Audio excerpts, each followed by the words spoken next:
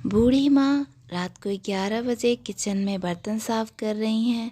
घर में दो बहुएं हैं जो बर्तन की आवाज़ से परेशान होकर अपने पतियों से कहती हैं कि अपनी माँ को मना करो, इतनी रात को बर्तन की आवाज़ से हमारी नींद खराब होती है और सुबह भी 5 बजे पूजा करके हमें सोने नहीं देती।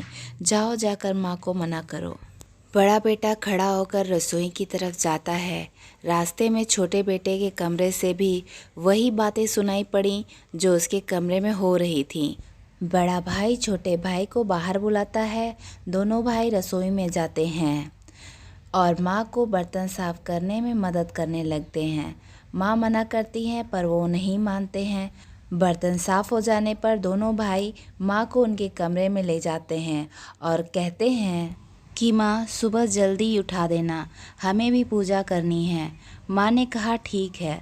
उस दिन से दोनों बेटे सुबह जल्दी उठने लगे और रात को 9:30 बजे ही बर्तन मांजने लगे। यह देखकर पत्नियाँ बोली, माँ जी करती तो हैं, आप क्यों बर्तन साफ कर रहे हो? तब बेटे बोले, हम लोगों की शादी करने के पीछे एक कारण ये भी था कि माँ की सहायता हो जाएगी, लेकिन तुम लोग ये कार्य नहीं कर रही हो। कोई बात नहीं, हम अपनी माँ की सहायता कर देते हैं। ऐसा सुनकर पत्नियाँ जल्दी बर्तन इसलिए साफ करने लगी कि नहीं तो उनके पति बर्तन साफ करने लगेंगे। साथ ही सुबह वो भी पतियों के साथ ही उठने लगी और पूजा में शामिल होने लगी।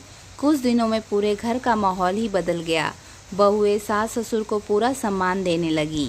माँ का सम्मान तब कम नहीं होता जब बहुएं उनका सम्मान नहीं करती, बल्कि माँ का सम्मान तब कम होता है जब बेटे माँ का सम्मान ना करें। तो दोस्तों, आज की ये कहानी आपको कैसी लगी मुझे कमेंट करके ज़रूर बताएं और चैनल को सब्सक्राइब ज़रूर करें ताकि आगे आने वाले वीडियोस की नोटिफिकेशन आपको मिल सके। धन्यवाद।